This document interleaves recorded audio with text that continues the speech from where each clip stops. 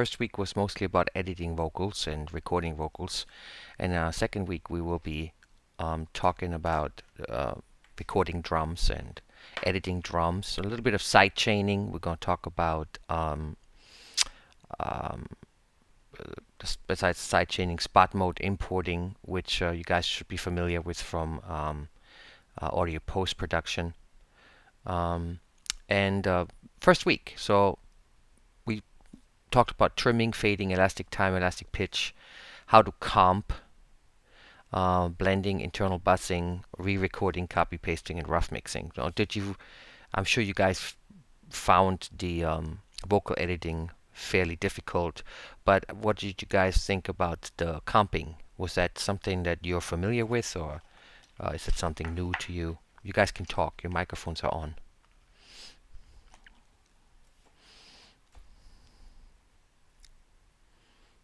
Fun. Good, good.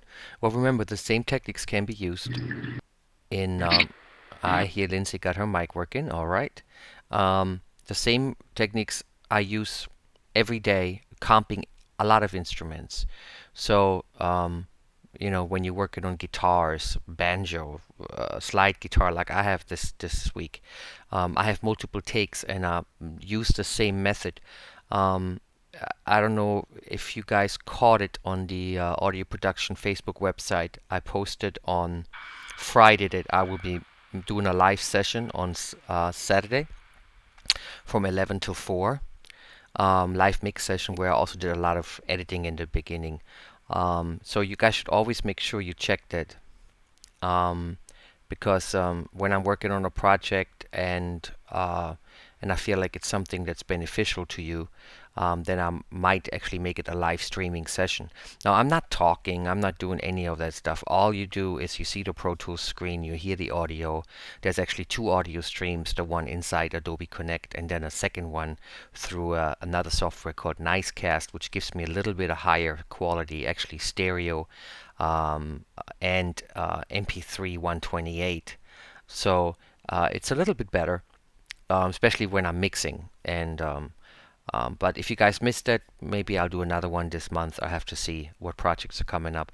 But again, if you would have watched it, you would have seen me comp the banjo real quick. There was like 4 takes of banjo, and I completely forgot that they weren't comped yet, because that was one of the last things that I did. So, you know, loaded up the playlists, started comping the way I showed you guys in lecture, and there was like 10 people locked in watching. I don't remember who was actually there. Just a few names pop in my head, but it was cool to see that it's not just something you do for vocals. It works for every instrument. If you're not sure you're getting everything you need out of a few takes, keep taking, and later on you can always piece together the best pieces of that recording and usually make it work some kind of way. All right, so drum recording. So we're going to talk about drums, period. What are drums? What's contained in a drum set? How do you edit it? How do you treat it? Then we're going to jump straight to side chaining, and there's not a mix where I don't use side chaining some kind of way. Um, if it's side chaining the bass from the kick, or side chaining a solo guitar from the vocal so it doesn't interfere with it. All kinds of little things, and usually not a lot, but it's a very powerful tool if properly understood in mixing and in production too. We're going to talk about spot moding, and then we're going to see how much time we have left to see if we can get into some of the things for the next project, which is due by Sunday. But I'm not sure if we're going to get there. All this other information that you see here, importing session data, submixers, time-based, solo isolate, that's all contained in videos that are in that next assignment already. But if we get to it, we get to it. If not, Thursday is another Q&A lecture, and we can address some of these things. If you guys have watched the videos and had a chance to look at it, then Thursday is a great time to ask me questions about it. So, do we have any drummers? Anybody here a drummer?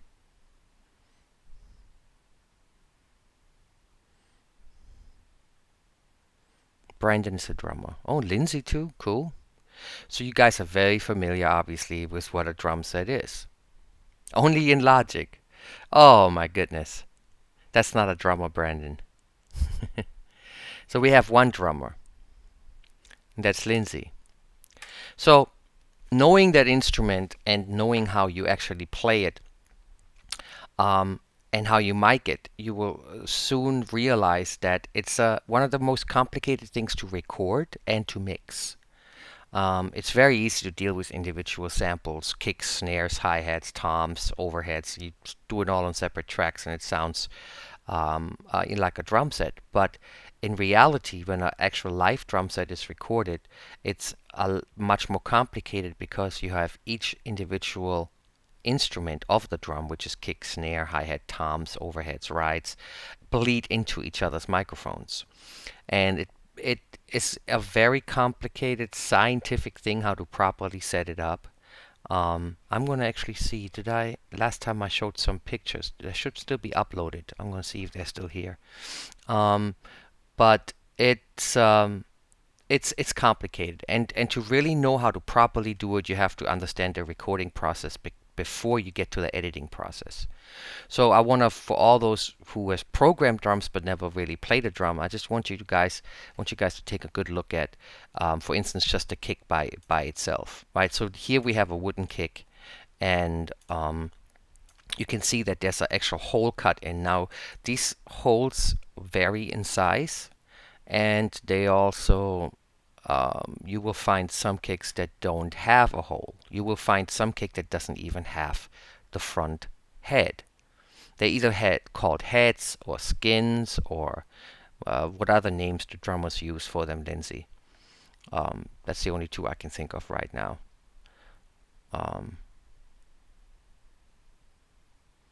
Okay, Lindsay's typing, so I'll wait what she's gonna say.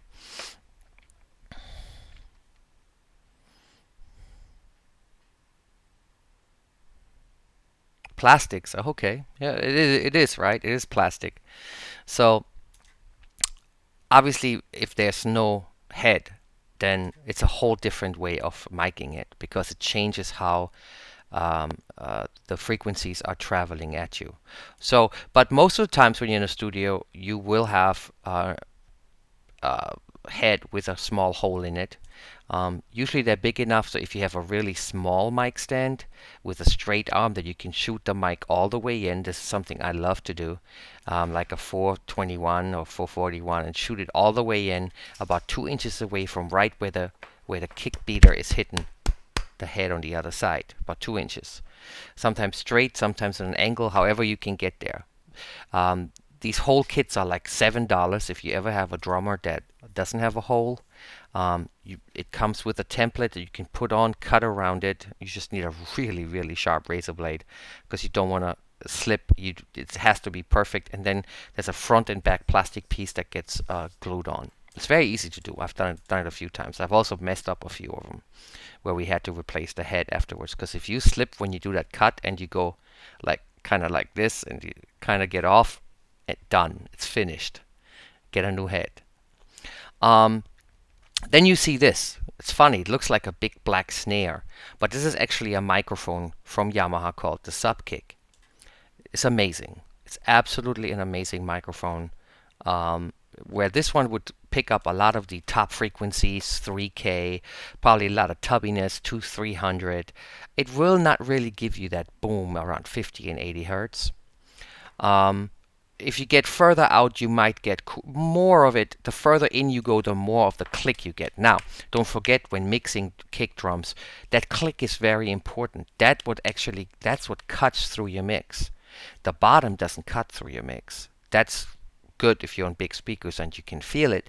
But if you would listen on laptop speakers and everything in your kick is under 100 hertz, you won't hear any of it. It just will not produce. So often the kick is perceived that it's just this down here, but it's really more like this.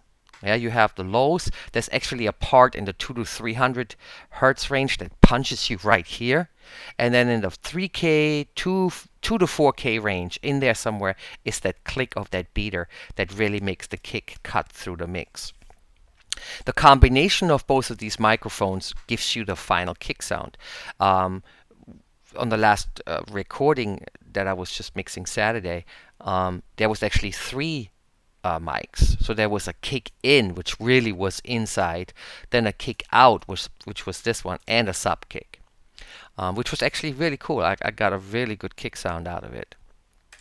Then next you have the snare. Now there's something that if you look really closely might immediately pop out at you. And what is it that you see on this picture that might be a little different? Any ideas? None. Okay. Well, maybe David.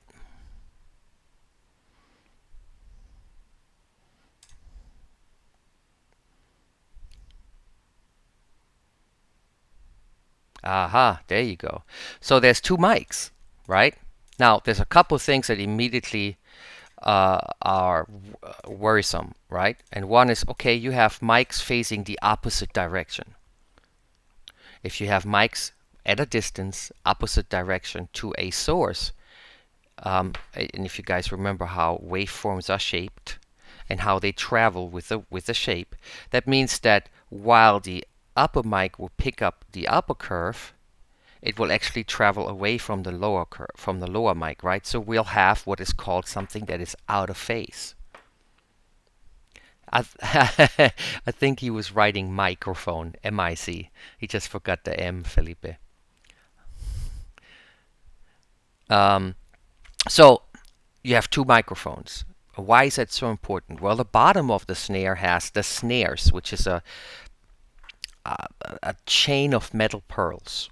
Okay, very small little round things connected that with a snare tensioner pull up against the bottom of the snare, creating the snare sound. Without it, it would just sound like a tom, right? It's exactly the same thing as a tom, except that it has the snares on the bottom. So since they're on the bottom, and most of the time we mic it from the top, we will not really get a lot of that sound of the snares. And if I could put that sound of the snares by themselves in a perspective that you might go, okay, yeah, I get that. Think of white noise. Do you all know what white noise sounds like? So if you would take the snares away, you would basically lose white noise. Now, if you guys have ever used Ultrabeat and used a noise generator to add white noise to a sample, it's the same principle, and it's actually something that I have also done if I have a snare recording that doesn't have that shh sound that you need to make it sound like a snare. I take, and here comes side chaining, I take a signal generator, create white noise, I gate it, so the gate's closed, and every time the snare hits, it side chains the gate to opening up the white noise, right? It's a nice little trick if you ever have a snare that's just flat and it needs some life. It kind of brings life to a snare and to any sample. So that white noise is basically this. So when you have two microphones, you have to properly, first of all, make sure they're phase aligned, maybe flip one of them when recorded. And then you have to balance them in your mix. The top is usually a little louder than the bottom, and the bottom will pick up some of the kick. Actually, a lot of times it's a lot of kick in that mic. Depending on the microphone and how much frequency cancellation happens within the microphone and how it is placed. Can you guys already see how complicated it is? Just kick and snare. So you have to have proper mic placement so it eliminates the kick. And then you have up here what's right next to the snare, the hi-hat. So that's bleeding heavily into the snare, especially when I'm like this rock stuff that I'm doing sometimes, and you have the drummer just hit that open hi-hat, just psh, psh, psh, psh, psh, psh. That is so loud a lot of times that I don't have to use the hi-hat mic anymore because it is so loud in the snare mic. And you really need a microphone that has very little pickup area, right? So it's not picking up all this sound, it's just picking up right in front of it so that the snare is most of the sound that you get into it. Then you have the toms, which you see the snare and kick over here, so they're right on top. So you would need a microphone here and a microphone there. And they also, by the way, remember where the crashes are? They're right here. So if they're not properly placed, you will have more crashes in them than toms. And then the floor tom is just a tom that has its own stand, and it's usually the lowest of all of the toms. Then, most importantly, the overheads. So what we call the cymbals, right? But why do we call them overheads? Because it's a stereo set of microphones that's perfectly placed and measured, so it stays phase coherent with the drum set and captures all the drums, but mostly the cymbals. Right? So if we look at that one more time from a front view, you can see that everything needs a couple of microphones. So let's think about that for a second. You guys saw the kick had two mics, right? That's two mics here. That's two mics on the snare. That's four. Hi-hat 5, 6, 7, 8, 9. Now this is a double floor tom set. Then you have 10, 11 overheads. And if sometimes he plays the right way on the left, you're going to have to put another mic here. That's 12. And then in addition, most of the times when you record this, you also have room mics, another stereo pair. And I've also seen something called over the shoulder. This is actually something new I just learned. After 20 years doing this, I've never seen somebody do this before, and it totally works. It's actually a microphone right. Wait a minute, where was it? It was right here, behind the drummer, stereo. Usually done in MS. And you know, the funny thing, if that's perfectly aligned with the overheads and flipped, it takes what happens in the overhead, which is that the snare sounds slightly left, and pulls the snare back to the right because it's on this side. You see, and you flip it. It's just the phase alignment of it is very, very complicated, and it has to be properly measured. That's why setting up a drum set and properly miking, and I can tell David has done this before, so I don't want you to answer, David. But for those who's never recorded a drum set before, how long do you think it would take you to properly mic, wire it, run it to preamps, and get proper levels in your DAW?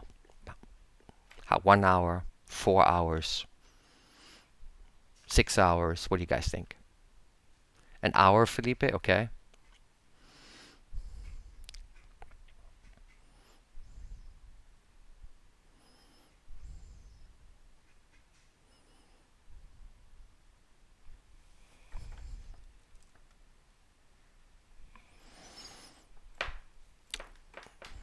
In Ableton, no, it wouldn't matter if it's in Ableton, in Logic, in Pro Tools.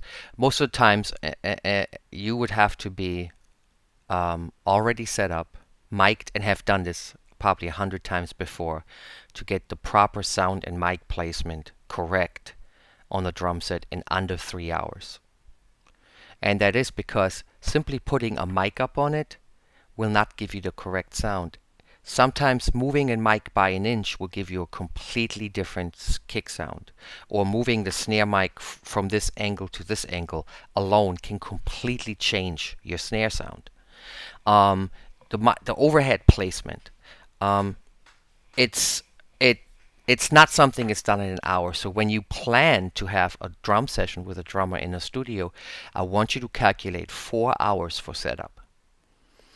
And at 4 hours, you should be ready to roll, and you're perfect. Because one thing you also don't want to happen is that you go home and one of the tracks went in and out or something. So, you know, you have to do some test recordings, make sure all the levels are good.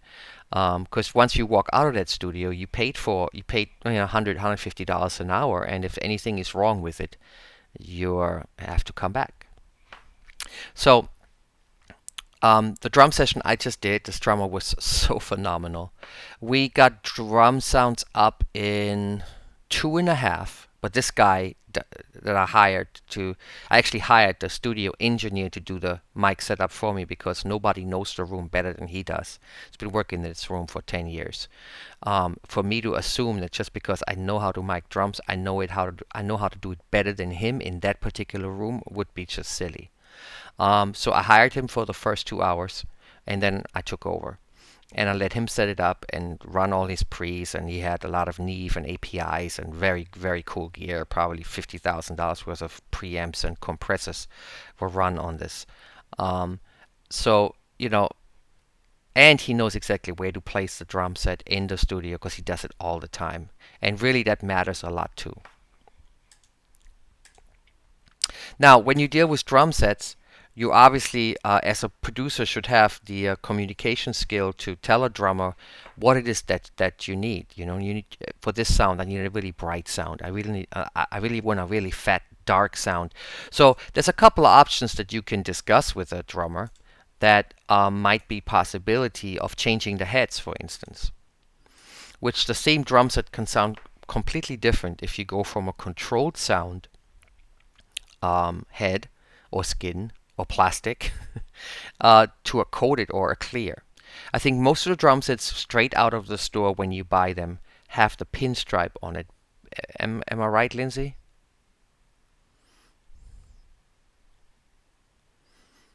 Or is it it's one of them. Most of this they have the little ring outside, but I'm not sure. But I think most drummers will use the controlled. What kind of heads do you have on your drum set, Lindsay? Or on the drum set that you play? Controlled, pinstripe, coated, or clear?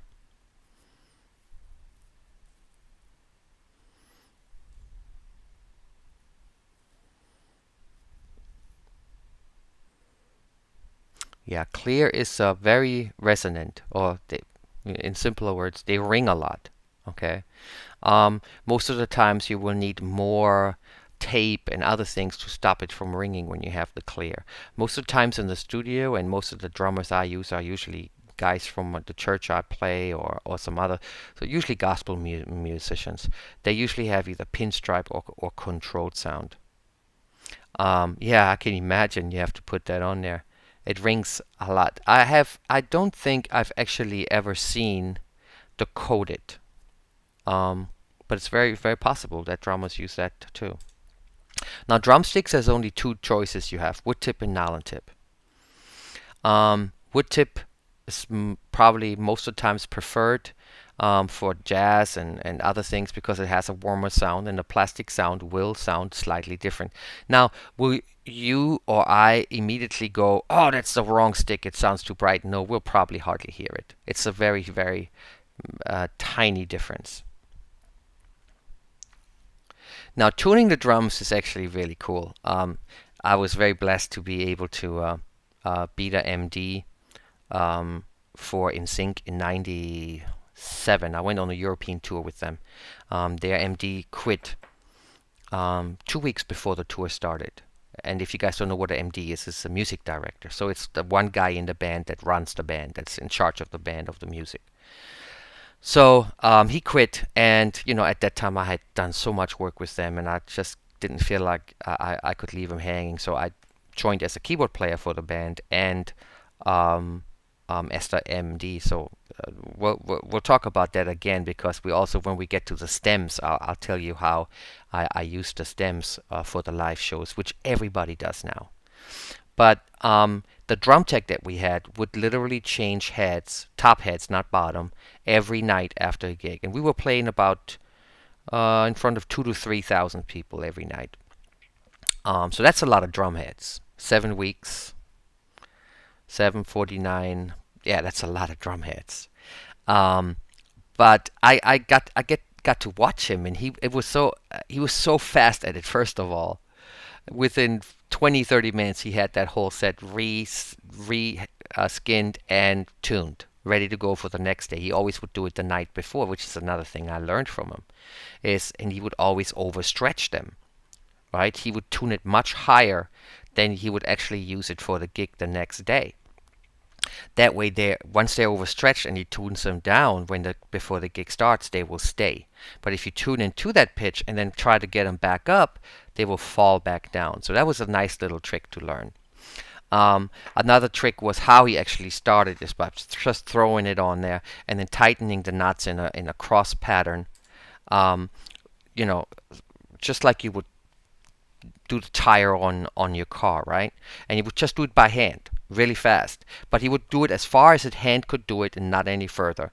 Then he would grab the key that you see here. He would not actually use this, but that is the ultimate tool, he told me. So, and then he would go half a turn, switch, half a turn, switch, half a turn, and would do that all the way around. Probably would do it one more time, kind of hit it with the finger, see if he's getting close to where he wants to be, and then start to do quarter turns until he gets right to that pitch. Then he would take his finger about an inch away from each one of the nuts and just kind of see if the pitches are all equal, which they should be. Because if he uses that method and he always uses the same amount of half turns, he should be at the same pitch. This tool obviously will give you another level of accuracy by actually, it has a pin that pushes down on the skin and measures the surface tension. And if the surface tension would slightly be off on one of the screws, it would immediately show you, and you can tighten it till the surface tension is even. And a even tension creates a even tone.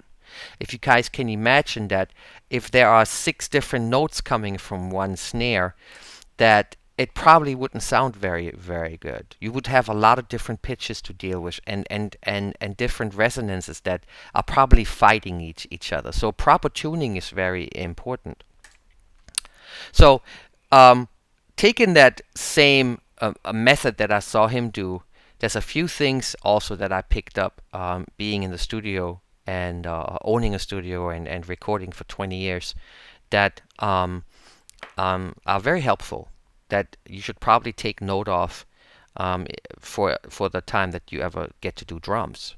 That is, one is have the drummer drop the drum set off the night before if possible. A lot of times drummers leave their drum set in the car. That's, very high temperature. So if you would get that into the session and start tuning and setting up mics, by the time you actually get to record, it would have retuned 3-4 times, and it just will not stay in tune the entire day. Why that staying in tune is so important, we'll get to in just a second. That's everything for you, by the way, that the drum set stays in tune. Set the air conditioning fairly low the night before and make sure that people don't go in and out of that room all day long. So when you have an assistant engineer or somebody that's working with you, make sure when they go in, they close the door. If the drummer is a smoker and he keeps going outside the back door, leaving the back door open, that will also continuously change the humidity in the room, which changes your tuning also. There's all kinds of small little things you have to look out for. Keep the temperature even and low. Why low? That's really kind of a pre-thought of, have you ever seen a drummer work straight for 2 hours on a drum set? I don't care how cold it is, he's going to be sweating his behind off because he's working. That's physical work. And you want to really keep that room nice and cool. You don't want it in the 78, 80s. The poor guy's going to die. So, or girl. I'm sure you're a great drummer, Lindsay. I've had actually a great female drummer come into my studio. Wow, she was bad. So, second thing, when they change the heads before the session, which they should, if you're doing a real professional session, there should be no heads on the drum set, especially on the toms. It is important that at that time, talk to the drummer and say, hey, listen, while you got the heads off, go ahead and take a tool and tighten up all the screws inside the drums. Because I've had sessions where you're all set up, you're ready mic'd, you're ready to go, and suddenly you solo the toms and you go, what is that? Do you hear that sound? It's very small, but you will hear it once you start putting compression on and other things. It gets louder and louder. And it's a rattle. And it's a buzz sometimes. And all it is one little screw on the inside is not tight on, all these mechanical parts that are on it. They all have screws. So it's a very simple thing to do when the head is off. It's a big job when you have to take the head back off and re-tighten all the screws. Number one, now it won't stay in tune because you just changed the head again. And number two is why you have it open. How easy is that? And then why he's at it, tell him to spray some WD-40 on those screws so there's no squeaking. All these things will just make sure that you have a cleaner recording. And why is it so important, David, that the pitch stays the same throughout your session of the drum set?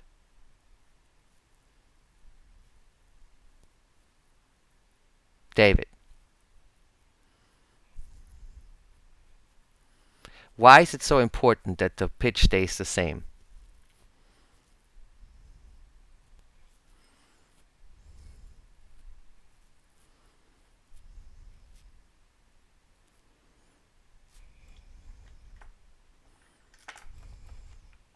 You know, it'd be much faster if you can just turn your microphone on.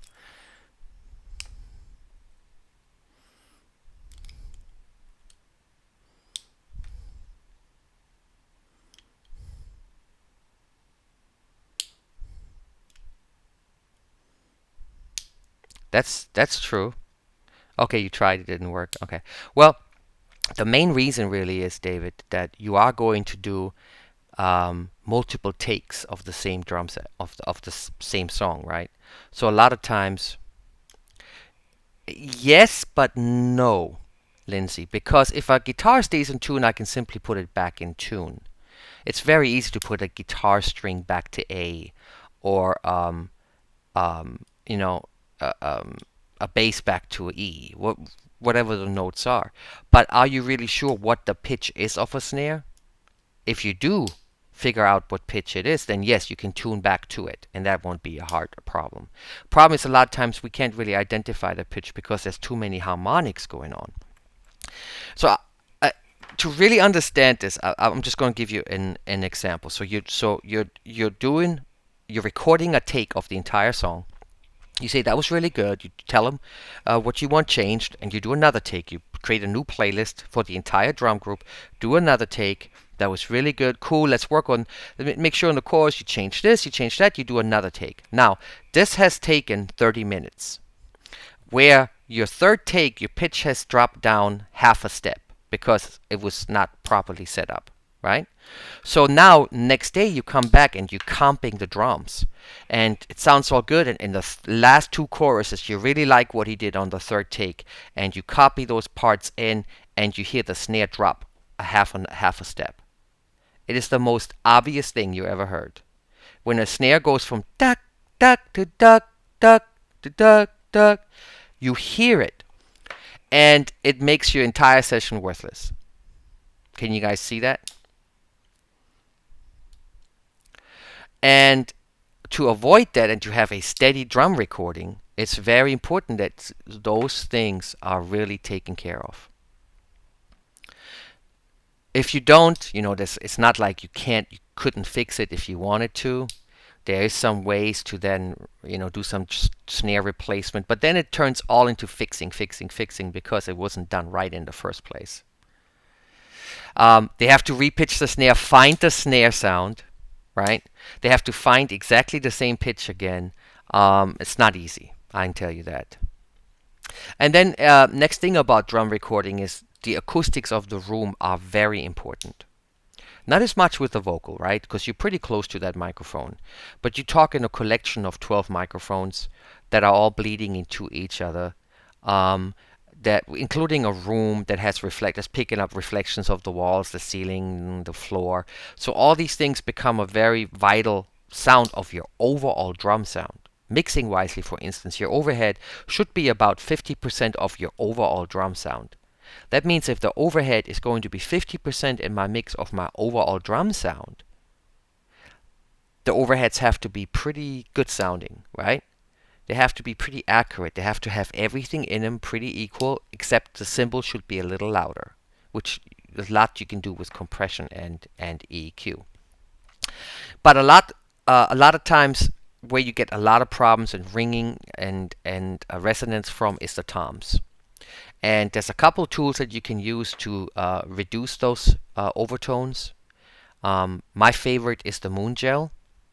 It's very cheap. It's like $5 for a little box of Moon Gels, and I usually cut one of those squares in half, and that's three squares right here, as you can see. So one of them is just a little layer. Cut that in half, put that on a tom, and it's usually perfect. And it stops it from ringing the entire time. If you absolutely have nothing on them, nothing at all, there's a fairly great possibility that they are ringing the entire time, even if he's not playing them, even if it's very, very small. That's why tom editing is so important, and we're gonna get into that. Now, tone control rings don't work as well as the moon gels. I've used 3 of them on one time, and it didn't sound like they were doing anything. Whereby the dampener, on the other hand, is a little bit of overkill. It literally pushes slightly down on the tom, and as soon as you hit it, obviously from the vibration, it lifts, it comes right back down and stops the sound fairly quickly. And especially with toms, if you all go through your tom libraries, the ones that you usually pick out are not the ones that go boop, right? You pick up the ones that go boom. You like the nice tone, ring tone down, and the nice length, right? And that comes from properly miking it, properly setting up, and from pitching the bottom a third down from the top. And that's another little trick that I learned from this drum tech. So I'm going to show you a couple of slides of microphones. There's obviously hundreds of microphones just for kicks, hundreds of microphones for snares, and constantly new stuff is coming out all the time. I can't keep up with it. It's impossible. But there is a certain standard of what people use nowadays. And I could give you just some of my experience of how some of these sound. The probably most used kick mic out there, I would assume, is the Shure Beta 52. Right after that is the one that I own, which is the AKG D112. I've also used an EV-RE20, but I wasn't really happy with how it responded to the punch. Not really, actually. That's a great question, Felipe. You could do actually FET 47 might work really great on a rap vocal. The RE20 is really a radio speaking mic. Whenever you see the guys on radio and they have the mic right here, it's usually a RE20 because it's an extremely fat sounding mic. There's one problem with the RE20, specifically to me, for drums. And that is, if you look at the outside of this mic, what do you guys see? Right here. Anybody? It's a grill. And what does that mean? That means sound travels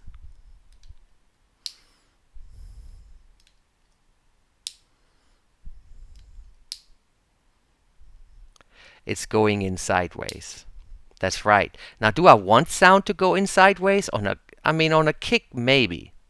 But imagine you try to use this for the snare bottom and it's sitting right there and the kick is right here and that sound is traveling right through the side. So it's not very isolating, right? Whereby this one, if you stick it halfway into the hole, there's no other sound hitting that microphone, right? So this is going to pick up a little bleed coming in from the sides. Let's go back one slide. I have a couple of these too, and I love those microphones. For the price that these mic costs, they are really amazing. They're about $300, and an all-around mic that you can use for trumpet, saxophone, kick, snare. For that price, they're really good. The next one up for $1,000 is the 414 AKG. I think that's the one mic. We're not quite there yet, but we'll get there. I've used that on the kick, but it's almost can't handle it. It's too much SPL coming at it. It's too much sound pressure, fast pressure, right? Too much air moving. The membrane is it's this big on that microphone, and it starts moving, so you get a flutter.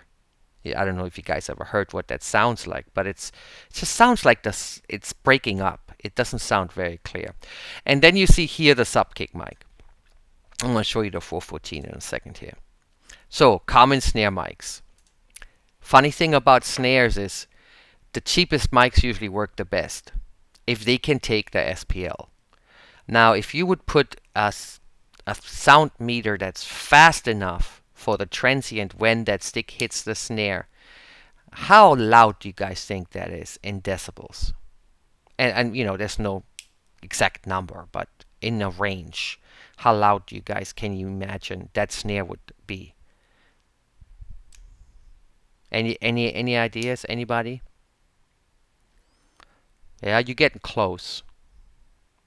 It's over 100. If you guys know how loud 100 is, let me give you an example. A jet fighter engine is 125 decibels. Continuous, which is a big difference, right? This is just 120 decibels continuous at you. That is really loud. But if you would put the measuring tool right there and just get that peak where that microphone is, I bet you would be really close to 120. Really close. And that is loud. I usually want to smack drummers when I'm in the studio trying to set up the mic and he hits that snare. I can literally feel my eardrum move. I don't know how they sit there all day and play drums. It hurts. And they know not to do that. You're supposed to have plugs in it when you hit the drums. But so snare mics, there's a huge variety also. Um, there's many different sounds obviously you get out of it, but probably for rock the most used snare microphone is the SM57, a little $90 microphone. The 56 is probably not that much more expensive. It's also used a lot.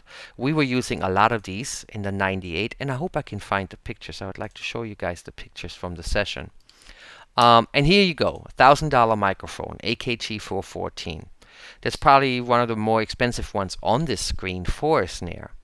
And I have a good reason why you will not see a U87, $3,000 microphone or a C12 on a snare. And that's very simple. I don't want the drummer to hit it.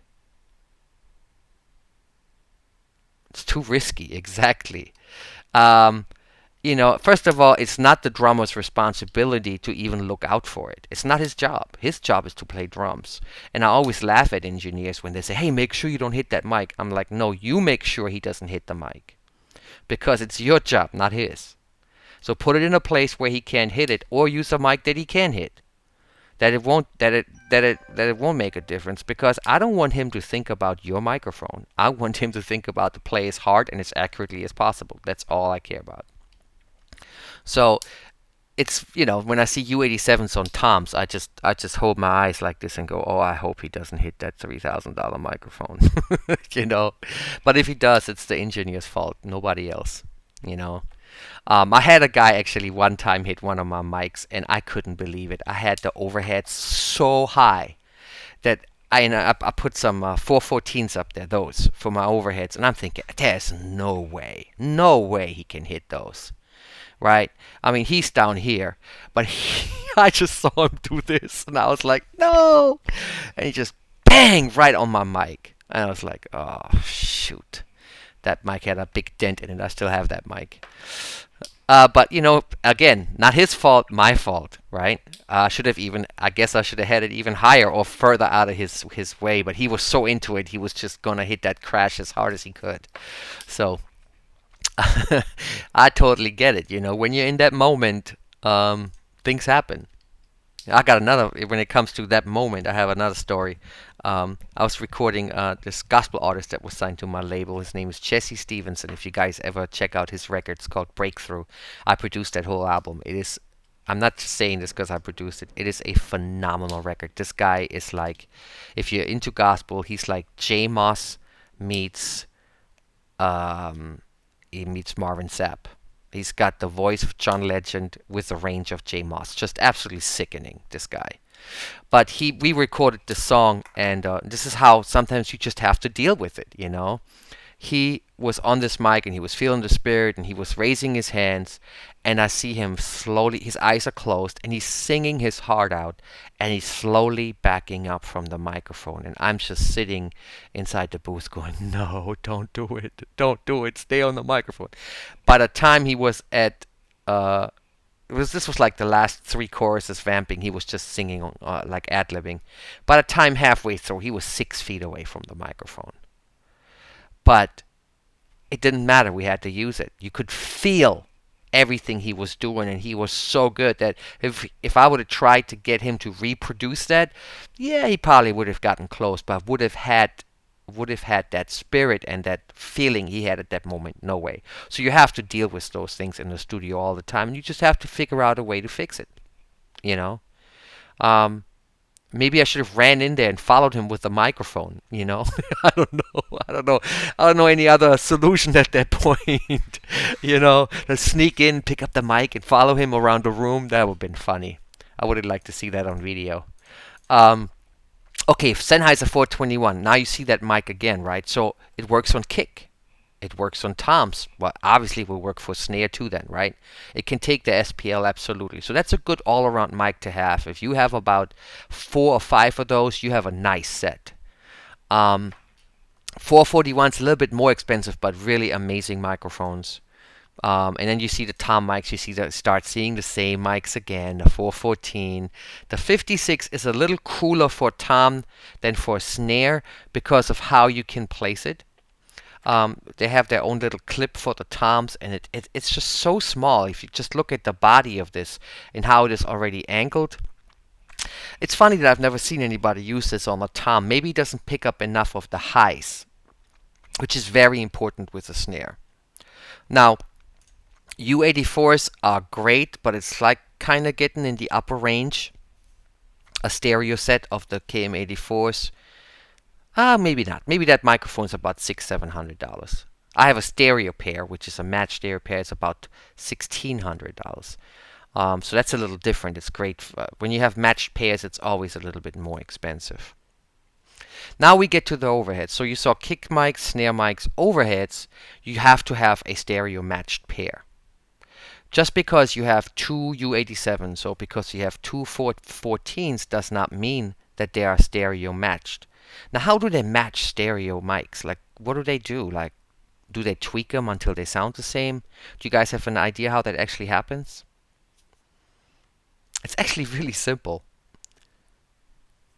If you guys ever bought a mic, it usually comes with something. Well, it has to be, exactly, so it has to be perfectly matched in sound, right? Because if one mic would pick up the highs a little more than the other, even if it's the same mic, slight differences you would hear in a stereo field. But the question I have is, how do they make a stereo pair mic set? And it's actually really simple. Every time you buy a mic, or at least most of the mics I ever bought, they have a little chart in them. I don't know if you guys ever seen this. It's a little chart with a diagram like I guys showed you for the low proximity effect on the vocals. And it shows the frequency response. Yeah, XY pad. It shows the whole frequency response of that microphone. And what they literally do is they produce 1,000 of these microphones. And then they go through the charts and try to find a perfectly matching chart. And when the chart matches perfectly, then they test it, make sure it's stereo compatible, and then you have a stereo matched pair. That's why they call it matched and not made, right? Because they're just matching charts. But it could take 1,000 mics to get a perfectly matched pair. I don't know how accurate these mics are, right? So you have to have a stereo matched pair. I've tried. Yeah, it's a daunting process, right? Looking through all these charts. That wouldn't be my job. I've had 3 U87s, and I was like, I can re-EQ them afterwards. Don't matter. Let's just put them up there. They're a little off. It's okay. Unusable. As soon as you start EQing it, if you understand that EQ actually adds slight phasing information to the sound, you're not just changing the audio, you're not just changing the sonic quality, you're also changing its phase relationship. So while you might be getting closer in frequency response when you re-EQ it to match it, you're actually shifting the phase on it slightly, and the stereo image becomes too distorted. Absolutely. Felipe, the same thing is also true, for instance, for digital cameras, which I didn't know either. But a friend of mine was telling me, let's say you buy 5 of three D7s, right, Canons, and you shoot HD on them, right? And you shoot on all three cameras in the same room, and then you put them all into Final Cut Pro, um, and you'll have to color correct each one differently. They will look different every. I couldn't believe it. So that's, when you get, that's why they're so precise when they say they're focusing in on the white point before they start shooting, because that's the most important thing. As long as the white point is the same, the color correction after that becomes easier. So, but that's also interesting, right? So that almost means that if we buy a mic, we really need to test it, right? But they're not that far off. But I like to test my mics. I have a place that has a lot of high-end mics. It's not a real store. It's more of a studio dealer that deals mostly with studios and people building bigger places. And he has $1 million worth of stuff in a. Yeah, I have a guy. Exactly. I have a guy. Very nice, Felipe. You caught that one.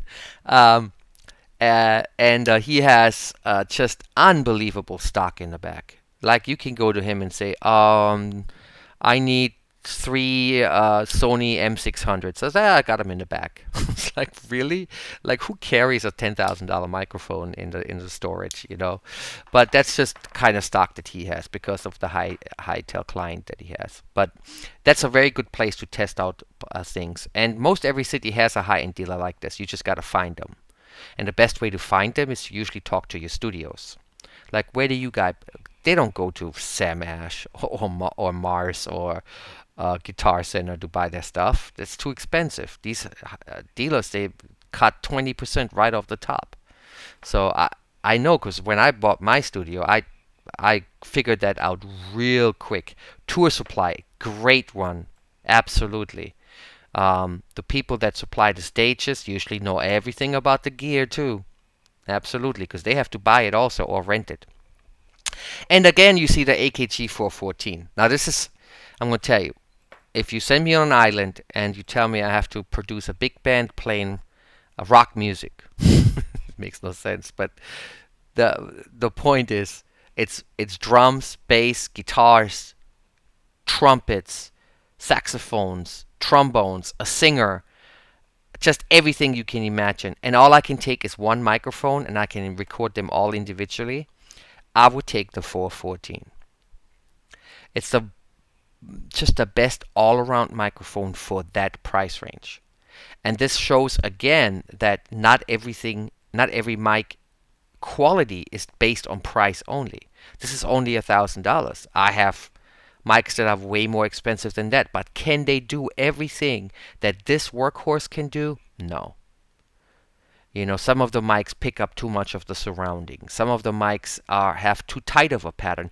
This has 4 patterns, and it also has 3 roll-offs. So it's all kinds of different things you can set up with this mic. And it has figure 8, which is very important in some cases. As you guys can see with these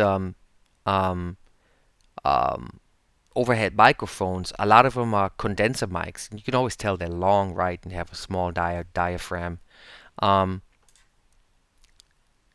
And then you see the Earthworks. I had a pair of these, sold them right away, did not like them. But then I figured out afterwards the reason I didn't like them was because I bought the wrong model. I bought the Omni model, and that wasn't the right model to buy. So, but I've heard recordings with them, and they're really amazing. The stereo, there's actually a 3 mic set. Yeah, weird shape, right? And dropped them one time. Immediately had to send them and get them fixed. Then I got them back, and then I sold them. Yeah, that tip in the front immediately bends, and it's done. The microphone's finished. The they do have an interesting thing. If you guys ever want to check that out on their website, they made this set of 3 microphones that, if they're set up perfectly in this triangle in front and towards the drum set, you don't need any other mic. 3 mics. And they have several recordings of how it works. I've actually picked up those CD ones and listened to the drum recordings made with it, and it's mind-blowing. So it's definitely something interesting for drum recordings in a just a new modern way, because that's new technology. They're using some interesting phasing techniques to actually achieve that, which is kind of cool. All right, so now we get to the interesting part. So we talked about overheads have to be stereo, right? So there's many different ways that you could put your microphones on the top, and probably the one most used is XY stereo, right in the middle between the two sources. So if you think of two cymbals right here, it would be right in the middle, the tips of the microphone slightly overlapping, and it would each one pick up basically the opposite side, right? The further down you go on this list that you see here, the wider and bigger it gets. So what that tells you is the closer the microphones are, the less of a stereo image you will have.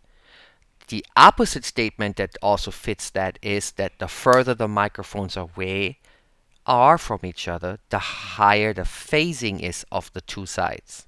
That means if you press mono and you collapse it, it will disappear if it gets too phasey. If you get too far out, your level will drop in mono, and that's you don't want, right? So there is a balance between going here or going here. You guys follow me on that?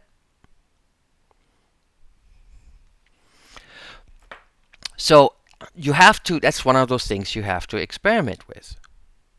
It's not just you throw up a microphone, this is how I always do it.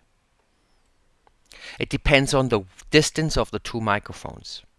It also depends on the height of the two microphones.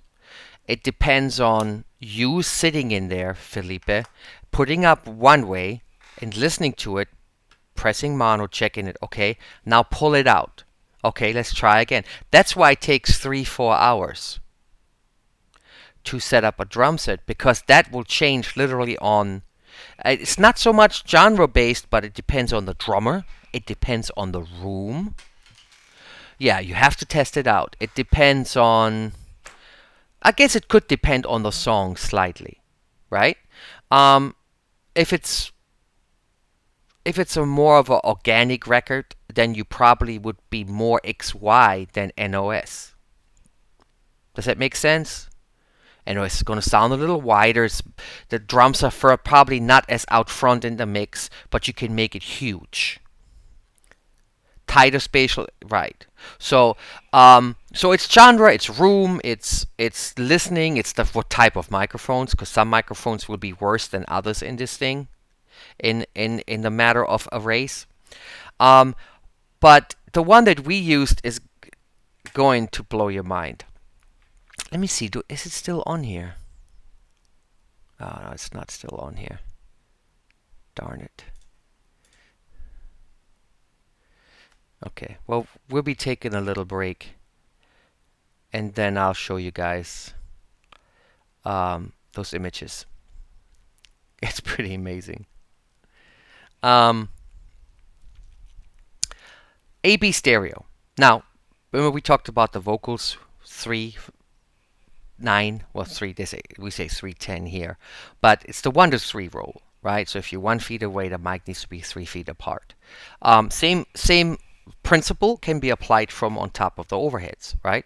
So if I'm 1 foot away from the overheads, I need to be 3 feet apart. If I go 2 feet away, I need to be 6 feet apart, which is probably wider than the drum set. So there's a balance in there somewhere. 1.5 feet, somewhere around there. You get into the 4.5. You get into the, 1.5 times 3 is 4.5, yeah.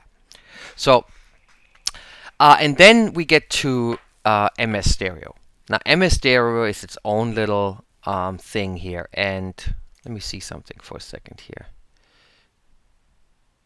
Okay, no, don't have it. I don't want to get too deep into it. I'm just going to explain to you how the principle of it works. Let me just look up something real quick.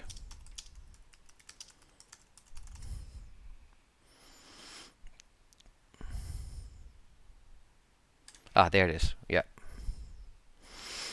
This is one article I found. I think it's very helpful.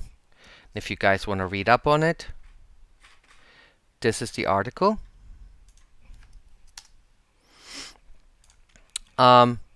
It's funny, it's the same picture, isn't it?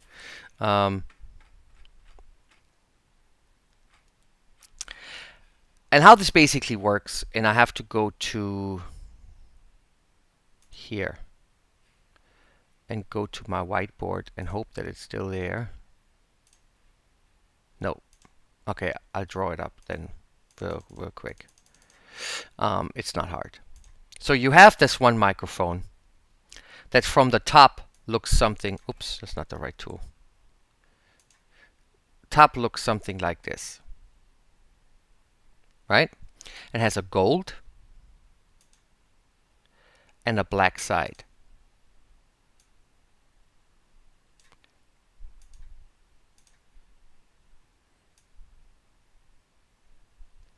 This microphone actually picks up in figure 8, right? So the pickup pattern, if you set this microphone to figure 8, would be a circle here and a circle there. Okay, you guys follow me so far? Okay, so the source is up here. So we have one microphone picking up a left and a right, but there's only one cable coming out of this, right? So we're picking up one left and one right of this microphone. It's combined in one diaphragm going down the tube. On top of that, we will put a condenser mic that ends up right here. Definitely don't want that same color. Let me change that. I'm actually sit thinner so you can see the mic under it. There's your condenser mic, and that microphone pattern is, I made it too small. I can't get up there anymore. Okay, let's get this all here. I made it all too big. Okay. Here you go. That microphone actually picks up something like this. It's kind of a weird shape. It's usually more like a heart shape, but I can't really draw that. Okay. That also comes out in one cable, right? Comes out of here. So now you got these two sources coming up. Let's go to the next slide. And here they come in. Here's your figure 8, and here's your cardioid. Now you take this signal and you split this figure 8 signal into two channels.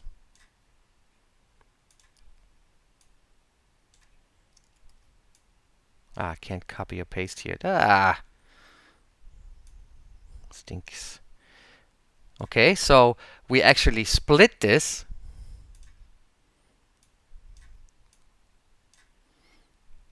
And then we'll flip the phase on one side and pan them hard left, right.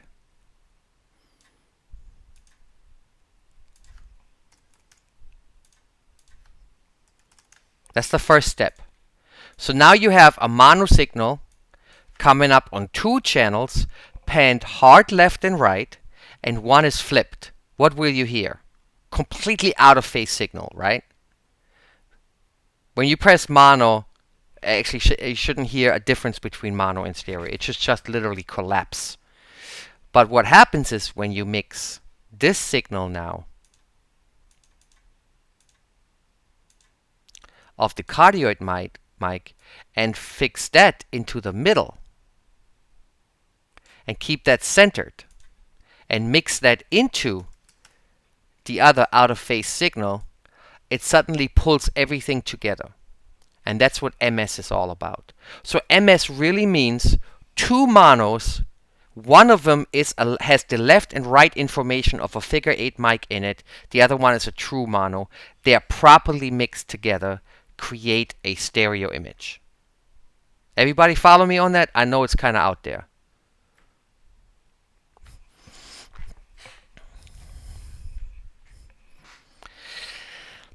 It's like actually change that to demixing, right? Because you're taking that figure eight signal and you're breaking it apart. It's a mono signal, and you're how are you getting that information that came from both sides, and you want to pull that out of there? You do that by throwing that cardioid signal in the middle. Physically, that separates it back out and creates that image that you've been looking for. So it's a demixing, right?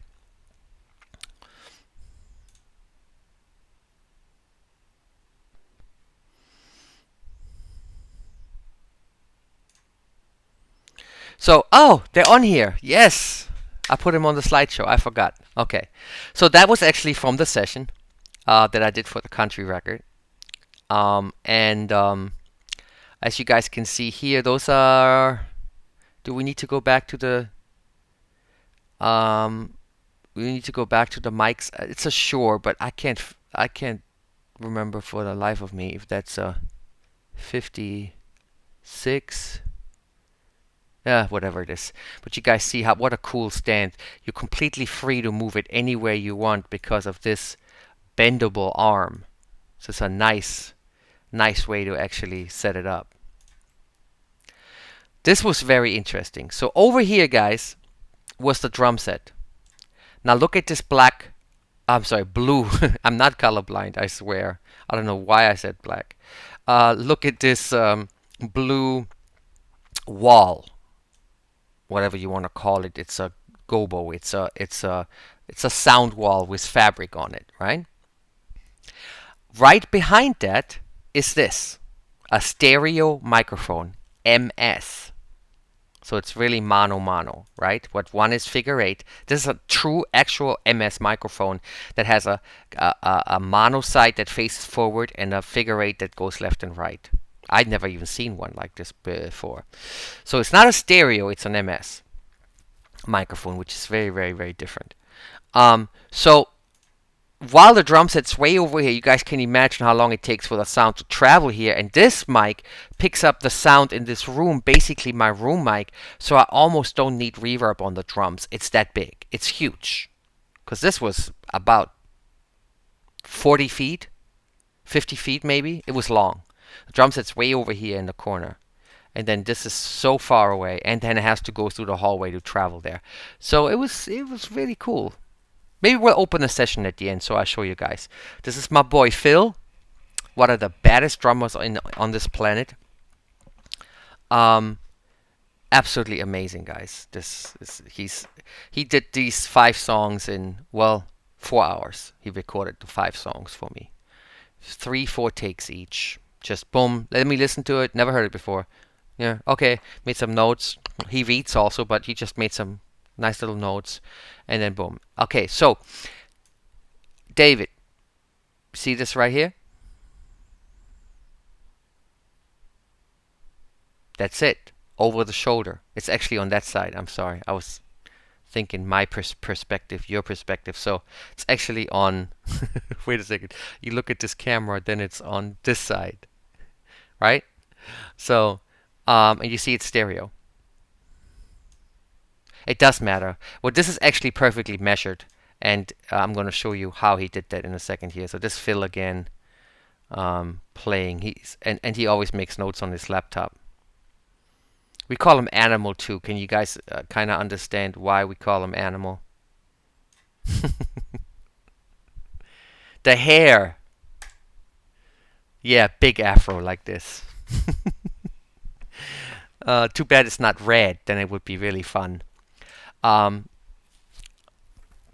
So here is the engineer, and as you guys can see, he has made himself, this is really mind-blowing, I've never seen a guy do this, he has made himself over trials, over years of setting up drum sets. He's tested it for weeks to get a perfect measurement where each one of these lines on this line represent a certain distance. So he knows that from here to here, it has to be at this line, has to be this overhead microphone. Then he takes that same measurement and he makes sure that it's the same distance to the over-the-shoulder microphone. Then he takes it and he measures this. And this is the first time ever. Now, I don't recommend you ever do this, okay? Where I've seen somebody set up microphones overheads like this. Are you guys seeing me?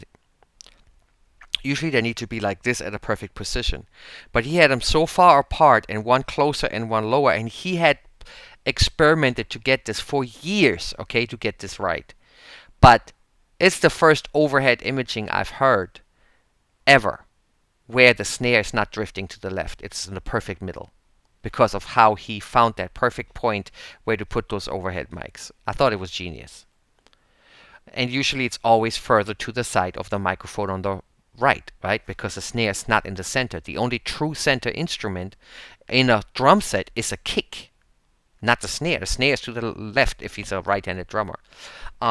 So the snare would always sound to that side. What we do in the mix, by the way, to offset that is we take the direct snare signals and we slightly throw them 1%, 2%, to 5, 6 to the opposite side to pull it over.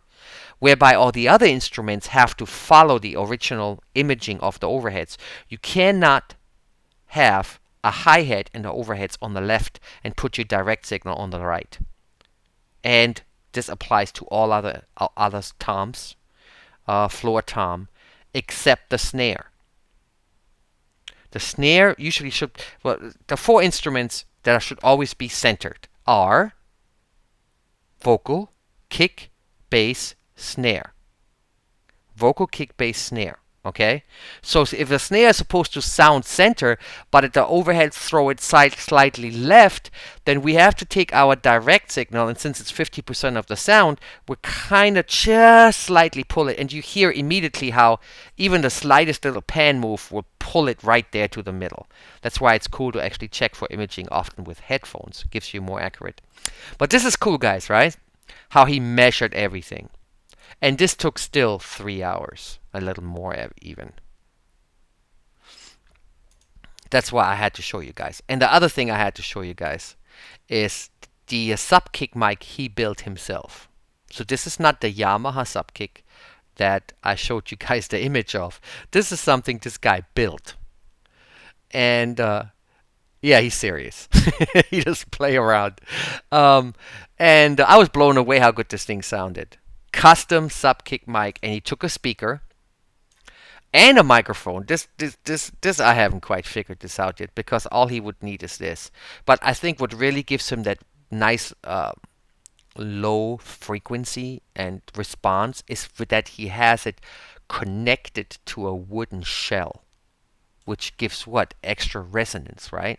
If it would just be in that little case like they have it, maybe the skin on top would have even helped more. I don't know.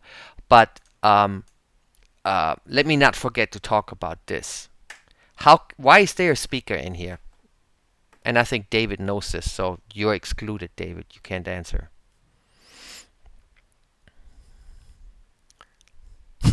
Okay, go ahead. Go ahead, answer. Why is there a speaker in there, guys?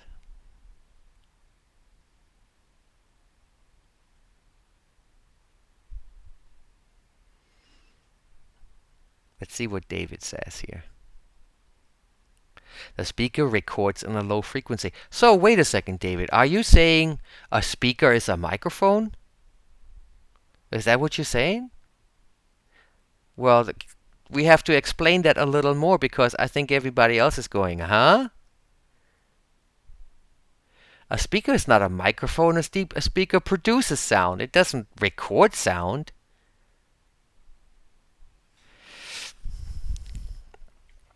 Ah, so Adriana knows also. Okay. Well, it's the same principle. A speaker and a microphone work on the same exact magnetic principle, right? One induces and the other one receives.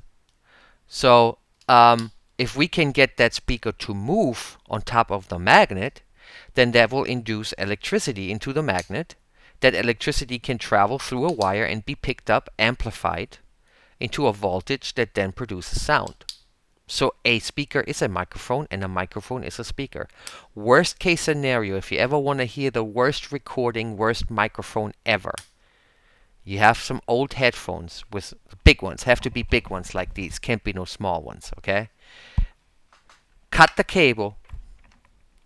Hook it up to a mic wire. Send that mic wire into your preamp and talk like this into the headphone, and you will get a signal. Nice little test for before you throw some old headphones away. Check it out. It works.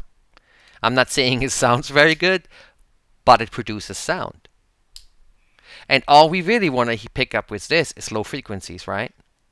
And this is a pretty big membrane right here, so it should pick up those big waves very well. Which brings me to another question. How long is the waveform of a 50 hertz wave? Guess in feet. Anybody? No? Don't remember, huh? Audio fundamentals is too far away. That was 20 some months ago. I do understand. Well, what if I tell you it's over 30 feet?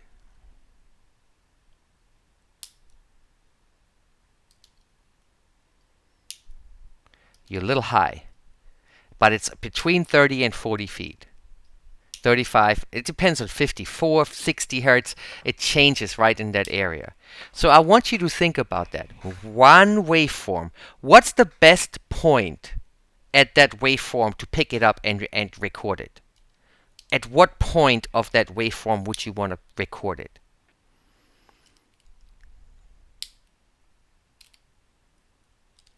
Right in the beginning or at the end? You want to wait for a couple of waveforms, or just where would you go and put what physically would be the best place to put the microphone? That's right at the end of the waveform. But what would you actually get back there? Most other stuff except that waveform, right? That's why we have to find other ways, and that's why you see, for instance, that this kick sub mic is not right up on the kick.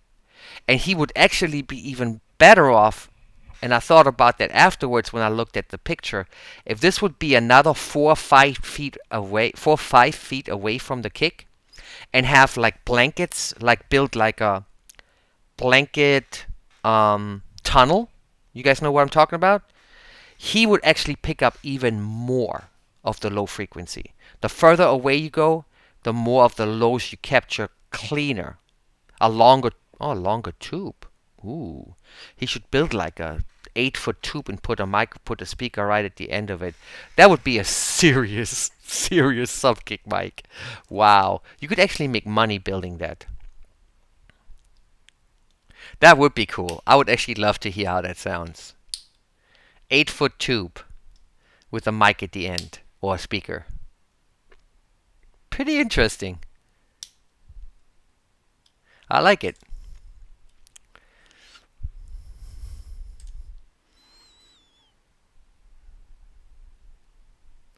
So just a little pause image here. We're going to take a little break, and then we're going to go straight to screen sharing.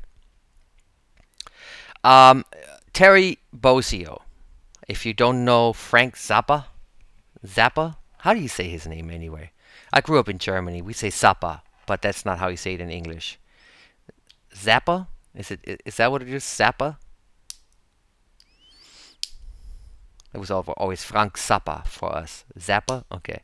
Well, he was Frank Zappa's drummer. That is his drum set, Felipe. It's only 18 kick drums, by the way. I think he could have way more. It is absurd. It takes... Wait a minute, I was reading an article and they were saying it takes like 5 or 6 guys 6 hours to set it up. Just to set it up.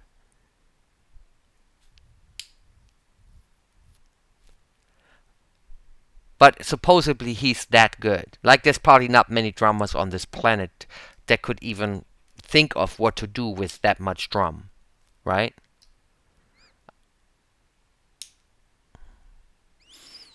I mean, sometimes it's, overcompensating, but I think in this case it's really mind-blowing to be able to even capture all that, Lindsay, you're a drummer. Have you ever heard of him? Terry Bozzio? Oh. Now, my favorite, and I'm sure you know him, Lindsay, is Dave Weckl. Have you heard of him?